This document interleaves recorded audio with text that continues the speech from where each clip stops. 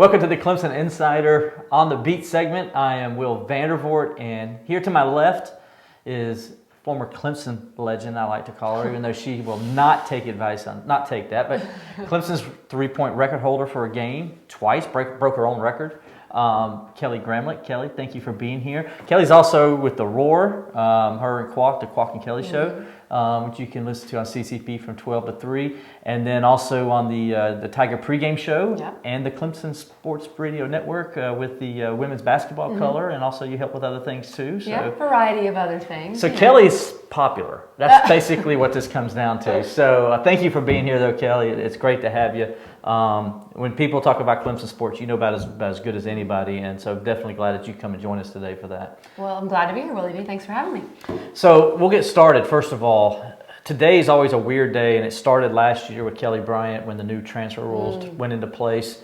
How different is it now? You're a former student athlete that, especially with football, they have this kind of, you play 4 games, and you know what, things aren't going good for me. So I'm just, Coach, I'm just going to redshirt the rest of the year. So next year, we got an easier schedule, and maybe I'll put up some more numbers. It's kind of weird, ain't it? Very weird, and that happened with Derek King at Houston. That was just announced. That whole situation feels weird right now. I don't know what to make of it, because King was saying, I intend on staying at Houston. His dad saying some other things, that they're going to reassess their options. When I first saw that news, my first thought was, yes, he's going to redshirt. He's going to go somewhere else. He's going to go to Oklahoma. And he's going to go to Oklahoma. Yes, exactly, because that's what everyone was saying on Twitter. But Houston did play a very tough non-conference this year. With Washington State, they played Oklahoma. They played at Tulane, which is not a gimme, obviously, because they lost that game. So his numbers haven't looked great. He's been beat up a bit. And I think he would obviously thrive in a system like Oklahoma's. It might not be Oklahoma, it might be somewhere else. But I think that's tough it's tough for the coaches, it's tough for the program to have to deal with that. But let's also remember that Derek King wasn't recruited by Dana Holgorsen.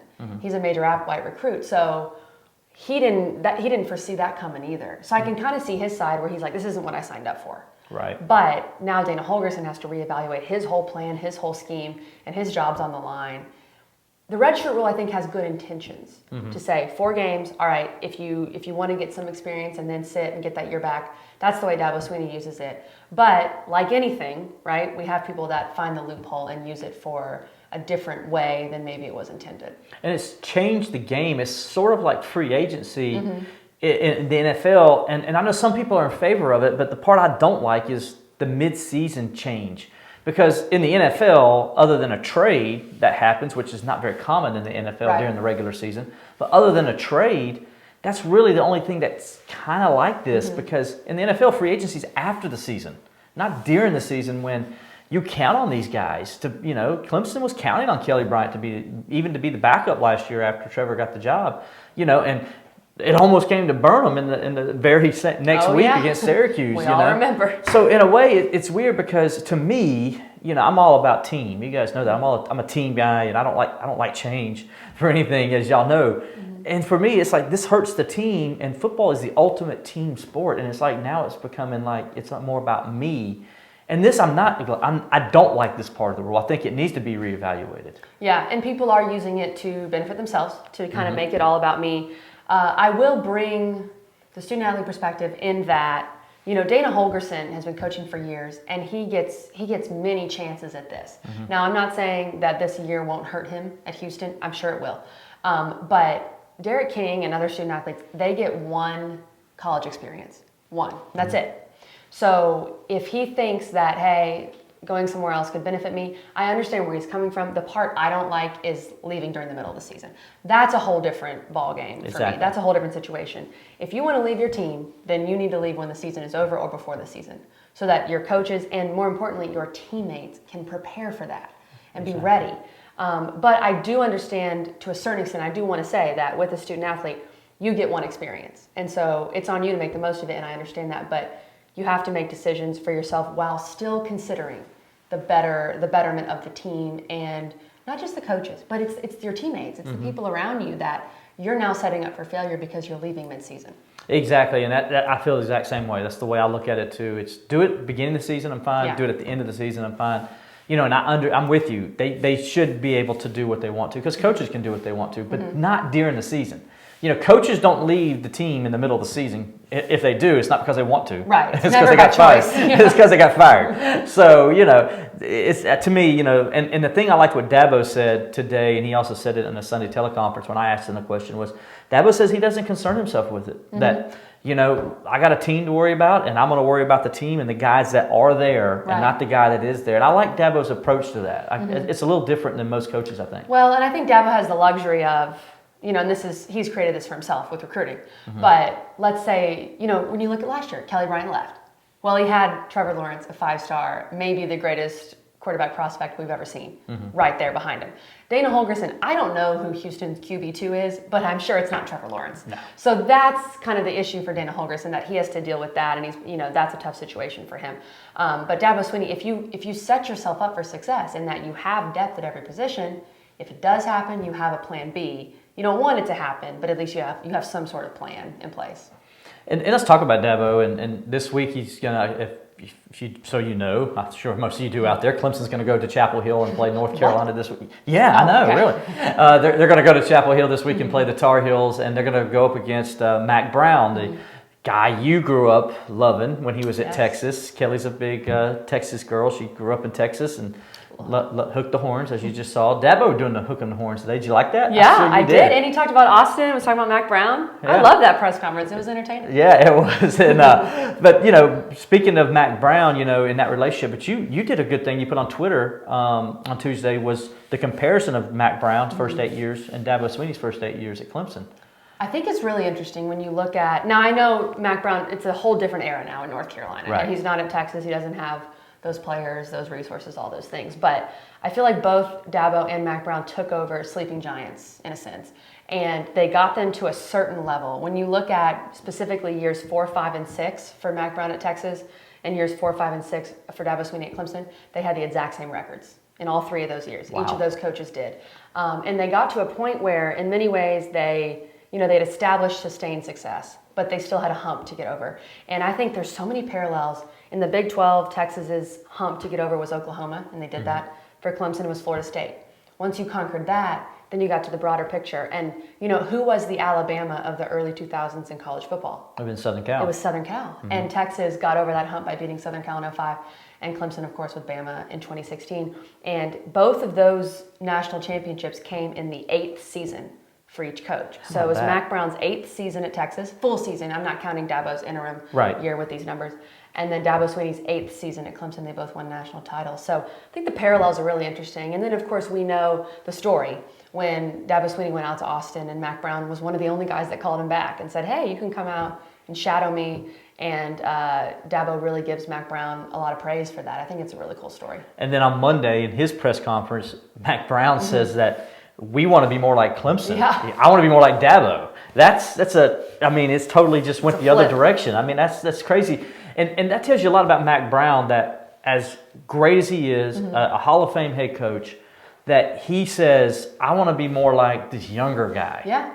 I mean, that tells you a lot how he looks at things and how he just doesn't have an ego. Well, and I think, too, when you're Mack Brown and you've reached the mountaintop and you've also been humbled by being resigned, if you will. They didn't technically fire him. But, you have after 2009, that I believe was 2010 year when they had a losing season at Texas. And so he's seen it come crashing down. Dabo Swinney, I think, reversed that in that he had more humble beginnings where you have the 6 and 7 year in 2010. So you've seen that happen. South Florida. Yeah, exactly. So I think Mack Brown, he's a national championship winning coach, but he's also seen it go wrong. So he's thinking, look, I want to rebuild North Carolina. I don't really care which model I follow. If it works, I want to do it. And then you look at the relationship that Mack and Dabo have. It kind of makes sense to me that Mack would say something like that. So this week, obviously the two guys are going to get together. Do you see in your first 2 weeks as a former Texas person, do you see a lot of some of the Texas things with this North Carolina team? Do you see that when you watch them play? Well, maybe the earlier years when he was rebuilding it. Because the thing with North Carolina right now, they obviously have talent. And it's so obvious that Mack Brown has rejuvenated that program and brought a new sense of energy. But they are so young, and they do not have depth. Sam Howell, true freshman at quarterback. Every single offensive lineman that North Carolina has on their 2 deep, even their 3 deep, is a freshman or a sophomore. besides Charlie Heck, who we Right. think is questionable for the Clemson game. He's a senior. Which is a big loss. It's a huge loss. If Charlie Heck doesn't play, I think Clemson's D-line is just going to eat those guys alive. I agree. But they just don't have depth. But he's making these guys play above themselves and believing that they can win. With the South Carolina win, the Miami win, they lost so many close games last year. So to just learn how to win again, I think that's huge for Mack Brown. I don't know if I'll see the similarities until he gets some big time players in there. But I can see some with the beginning because North Carolina's had success before. It's not like it's unprecedented there. Correct. They were just an ACC championship game a few years ago. For sure. So, and he knows that he can be successful there, but it's just the depth and the youth for UNC so far that's been the issue. Your thoughts on Sam Howell? I've been impressed with him. And the thing that impresses me the most about him is in the later stages of the game. Yeah. When his team's behind or he needs that go-ahead drive like he did against Miami. And Miami's defense is not a slouch defense. No, it's a very good defense. And to go down the field as a true freshman, I think it was over 80 yards, I think it was an 85-yard drive or something, and score the winning touchdown. It shows a lot of moxie that this young man has. And, that's my thoughts on him. What are your thoughts on him when you watch him? He's a gamer. That's what I would call him. He reminds, like Dabo said, he reminds me a little bit of Baker Mayfield. I think that's a bit of a stretch at this point, but I hope he's better. Yeah. He's tough. He's gritty. He's not afraid of the moment. But I will say the biggest knock on Sam Howell so far is that he has really struggled early in games and he's dug his team a hole. They dug themselves a hole against South Carolina. Mm-hmm. They dug themselves a hole against Wake Forest that if he makes one less mistake and they just score a touchdown in that first half, they probably win the game because they came back and he played so well in the second half. So, and then Quack wouldn't have to say, I told you so. Right. Quack and his anybody who listens to the show knows what I'm talking about. From Wake Forest. But the thing with Sam Howell against Clemson, look, he's had times where he's looked like a freshman and times where he's looked like he's not a freshman. Right. If he looks like a freshman at any point against Clemson, that's going to be a problem. Because if they dig themselves a hole early against Clemson, the game is over. Right. If you dig yourself a hole early against Wake, you still can find a way to come back. And I think what Clemson is kind of banking on is that does happen. But Dabo has pointed out to his team and said he actually talked to him last night for an extended amount of time. That when I say last night, Monday night, for an extended amount of time that, hey, we got to keep our foot on the gas because if we don't, these guys, they've shown the ability to come from behind. They have this belief in themselves that no matter what, they can come back. And so that's going to be important, I think, in this game for Clemson to kind of, A, take them serious, and B, understand that they don't want to be in a dogfight there at the end of the game. Right, and I think that's part of the Mack Brown effect is that he's instilled a belief in this team that, you guys can win. You are good enough.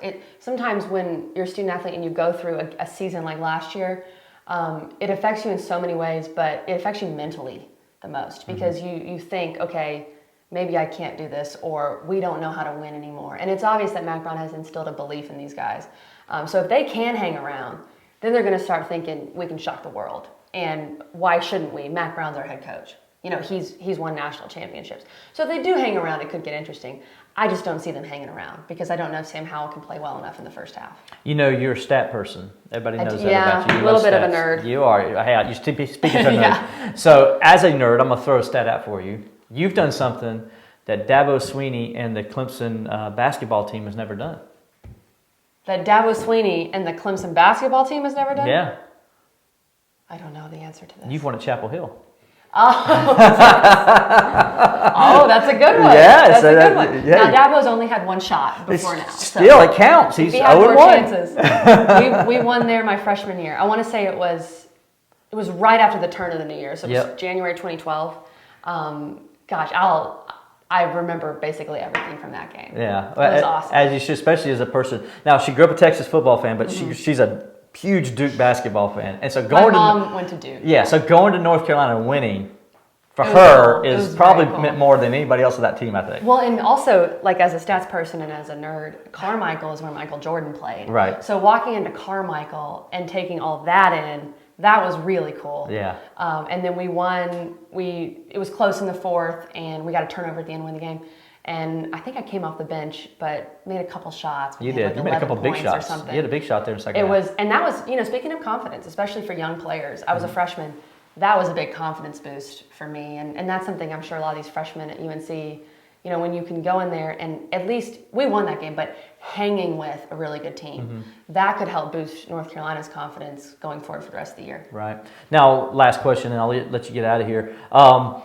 This football team through 4 games of the season, your thoughts on them, and do you think Clemson has it this year to go all the way like they did a year ago? Of course they do. I think there's no doubt. I'm not, some people are worried, some people are thinking, what's wrong with Trevor Lawrence, all these things. I say this is what Clemson always looks like in September. This is what they always do. I totally agree. 2015, 2016, 2017, maybe a little less so, which is weird. 2018 and now. So look, we heard some of the excuses with Alabama last year. Well, if they had crowned a champion in September or October, it would have been Bama. You don't do that. I don't want the team that I'm rooting for, the team that I love, to look their best in September, because what's the point of that, right? Exactly. You saw in other sports, the Warriors go have the best record in NBA history and they lose in the finals, because that's not what matters. So are there things to improve upon? Of course. Can Trevor Lawrence play better? Of course. Can the defense play better? Maybe not. The defense has been really good. But I think that's almost a good thing. And that's what Dabo Swinney was talking about in his press conference on Tuesday was, we're 4 games in, it's time to start correcting mistakes. And I think you'll see Clemson do that this week. All right, that's Kelly Gramlick. You can listen to her on the radio on WCCP The Roar, Monday through Fridays, 12 to 3 with Qualk. I'm sorry that you have to babysit Qualk. But you do a good job of it. We all have our burdens to bear. I'll give a quick plug. If you want to see him crying about Howard's Rock, you can find it on my Twitter. I meant to ask you about that. It never ends. That was awesome. Also, she'll be on the Tiger pregame show. You're going to be in Chapel Hill this week, We are, yes. Very excited. I've never been to a football game in Chapel Hill. So it's very pretty setting. You'll love it. But to catch her at the Tiger pregame show, if you're there, go out and visit. Say hey to her and Scott. By the way, I'm an alum of the Tiger pregame show as well. Right. So, we're kind of the Tiger pregame show alumni base right here also on TCI. So, anyway, we'll have more from the Clemson Insider. Again, for Kelly Gramlick, I'm Will Vandervoort. We'll catch you on the other side.